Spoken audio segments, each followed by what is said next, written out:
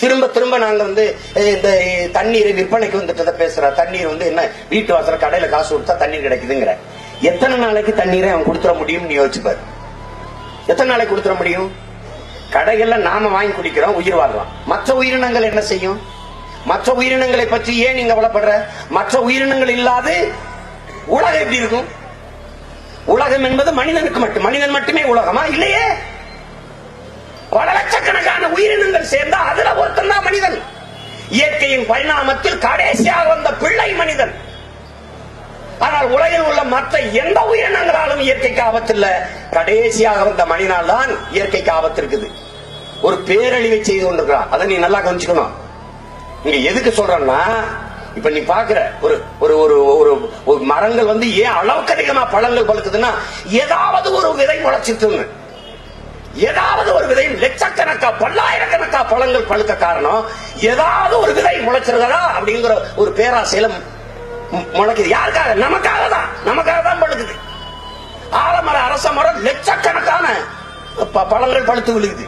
ஆனா கீழே மரத்துக்கு கீழே ஒரு ஆலங்கண்டு இல்ல ஒரு அரசல் கண்டு எடுத்துட்டு பாப்போம், முளைக்காது. அப்ப என்ன பிரச்சனை இருக்குது? அதை காகம், அதை சிட்டுக்குருவி அல்லது மைனா, வவ்வால் போன்ற பறவைகள் போய் அதை சாப்பிடணும் உணவா. அது சாப்பிட்டு கழிவா கொண்டு போடணும். போட்டால் தான் அது முளைக்கும். அப்ப இயற்கை என்ன பண்ணுது? இயற்கை என்ன பண்ணுது? இந்த விதைகளுக்கு ரெக்க வைக்குது. அதுதான் வவ்வால், அதுதான் மைனா, அதுதான் கொக்கு, அதுதான் சிட்டு, அதுதான் காக்கா. அந்த இடத்திலேயே அது விடாது. இந்த காக்கா தின்னுட்டு, மைனா தின்னுட்டு, இந்த வவ்வால் தின்னுட்டு, சிட்டுக்குருவி தின்னுட்டு பறந்து போய் மலைகள் மேல அங்க இங்க கழிவு போடுது. அங்கங்க மரங்கள் முளைக்குது. இப்ப காடு இருக்குது. மேற்கு தொடர்ச்சி மலை முழுக்க காடு. யாரு? நம்ம அப்பனா, நம்ம ஆத்தாளா நட்டது? நம்ம தாத்தாவா பாட்டனா நட்டது? இல்ல. அவ்வளவும் பறவைகள் நட்ட மரம். அதை கவனிச்சுக்கணும்.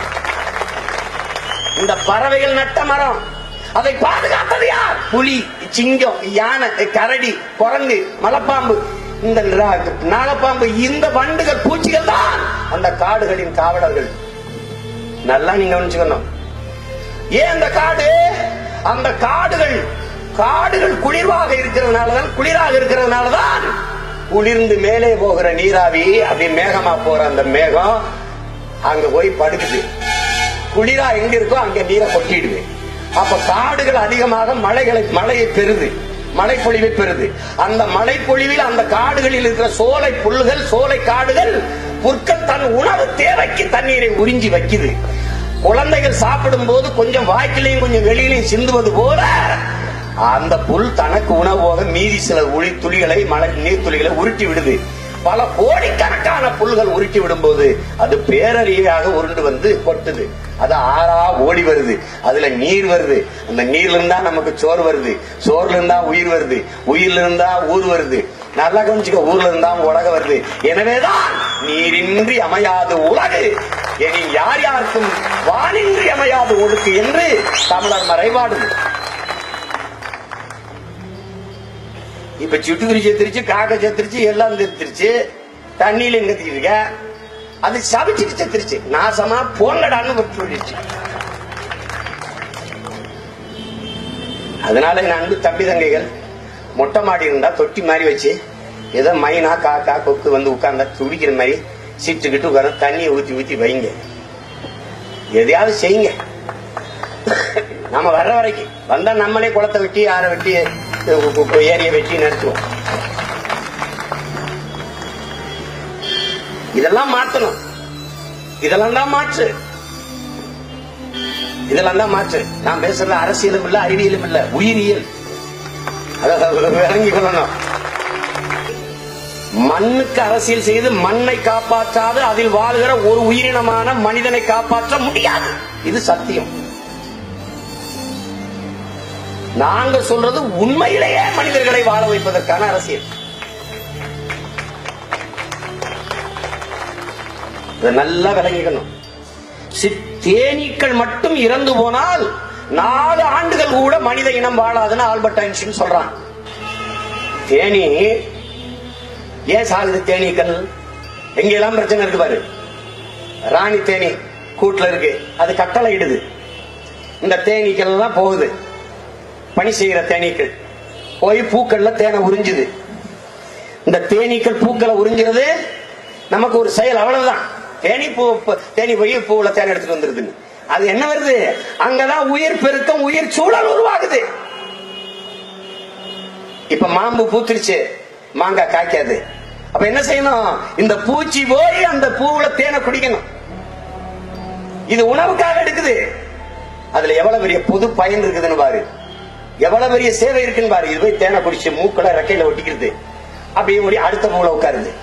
இங்க ஒட்டுன மகரந்தத்தை இங்க கடத்துது. இந்த மகரந்தம் இங்க போய் கடத்தும் போது சூழ் கொண்டு அதை அப்படியே பிஞ்சாயி காயாயி பழுக்குது. இப்ப இந்த தேனி இந்த பூச்சி போய் இதுல குடிக்கலைன்னா இந்த பூ அப்படியே இருந்து உதிர்ந்துரும், காய்க்காது. அப்புறம் மாங்காய்க்கு என்ன பண்ணுவ? எழுதி படமா வரைஞ்சு மாங்காய், இது மாங்காய். அப்புறம் கத்தரிக்காய்க்கு என்ன பண்ணுவ? கத்தரிக்காய், பிரிஞ்சால் பிரிஞ்சால் கத்தரிக்காய், இது டொமேட்டோ, இது இது இது வந்து பொட்டாட்டோ அப்படின்ட்டு பேசிட்டு இருப்பேன். அதான் சீனாக்காரன் பிளாஸ்டிக்ல தயாரிச்சு இது திசீசு பொட்டாட்டோ, திசீசு டொமேட்டோ, திசீசு பிரிஞ்சால், இது டொமஸ்டிக், இது கொமிஸ்டிக் தின்னுட்டு செமிக்காது. ஆஸ்பத்திரி படு அறுத்த எடுக்கணும் வராது, அடைச்சுக்கிச்சுப்பான். அப்புறம் அறுத்து எடுத்து பார்ப்பேன், கட்டான் இது சரியா வரல, பிளாஸ்டிக் குடல் வச்சுருமா, ஓகே ப்ரொசீடு. பிளாஸ்டிக் குடல், பிளாஸ்டிக் குடல், பிளாஸ்டிக் லங்ஸ் எல்லாம் போட்டுவான். அப்புறம் கொஞ்ச நாள் நீயே பிளாஸ்டிக் மாதிரி வருது அப்படியே. அப்புறம் பாப்பா உனக்கு சீக்கிரம் எல்லாரும் பிளாஸ்டிக்ல பாட கட்டி எல்லா மருத்துவமனையிலும் வச்சிருப்பான். டாக்னி ஏற்றி கொண்டு பறிச்சிருவான். முன்னாடி கொல்லியோட புள்ள வேணும் பல பைத்தியக்கார பைக்கு பக்கம் ஆம்பளை பிள்ளையா பத்திக்கிட்டு இருந்தான். இப்ப அதுவும் தேவைப்படல, எங்க ஆளையே போட்டுறான். 1:30 மணிக்கு வாங்க, 1 மணி நேரம் 1:30 மணிக்கு வாங்க, சாம்பல் சரியா இருக்கும், சம்ப வச்சுட்டு போங்க. எங்க அப்பாவுக்கு வச்சேன்ல, எங்க அப்பா மணிவண்ணனுக்கு 1:30 மணிக்கு வாங்கன்னுட்டான். 1 மணி நேரம் சார், வந்து வாங்கிட்டு போங்க சார் சொம்பன்ட்டான். உள்ள தள்ளி விட்டு டக்குன்னு அனுப்பிச்சு விட்டான். அது வாட்டுக்கு எரிஞ்சு போய் தள்ளி விட்டேன். அவ்வளவுதான். இதை புரிந்து கொண்டு வாழ கத்துக்கணும். தேனீக்கள் போய் பூச்சை குடிக்க தேனை குடிக்குது.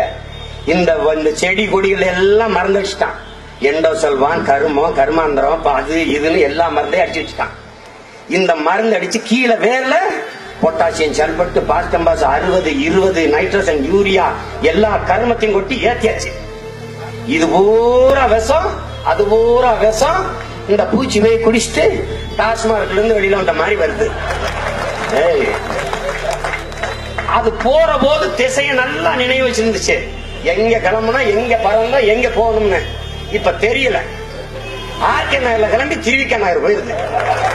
ஒரு பூச்சி எம்ஜிஆர் நகர் போயிருது, ஒரு பூச்சி அண்ணா நகர் போயிருது, ஒரு பூச்சி பீச் கடல் பக்கம் போயிருது. வழி தெரியாம செத்துருது. எல்லா பூச்சியும் செத்த பிறகு ராணி தேனி ஒத்தையா சுத்திட்டு தற்கொலை பண்ணி அது செத்துருது. இப்ப சிரிப்பா இருக்கலாம், அப்புறம் நம்ம எல்லாரும் செத்துருவோம். இத வந்து நீ இப்ப நான் வந்து இது ஓட்டுக்கு பேசுங்க அப்படி பேசிருக்க மாட்டேன். அவர்கள் என்ன செய்தார்கள் தெரியுமா? தெரியாதா இந்த ஜெயலலிதாவை பற்றி? யார் இந்த கருணாநிதி? நல்ல தமிழை வச்சு நாட்ட பேசக்கூடாது, பேசக்கூடாது. என் தமிழுக்கு அதுக்கு, அதனால நான் அதை பேச விரும்பல. அதை விட்டுட்டு ஆக்கப்பூர்வமா ஏதாவது சொல்லுவோம், பிள்ளைகளுக்கு சொல்லுவோம். இந்த ஆள் வந்தா கொஞ்சம் சரியா இருக்கும் இருக்குன்னு நினைச்சா போடட்டும், இல்லைன்னா போகட்டும். என்னுடைய வெற்றி அவனுடைய வெற்றி, என்னுடைய தோல்வி என்னை விட அவனுக்கு தான் தோல்வி, எனக்கு ஒண்ணு.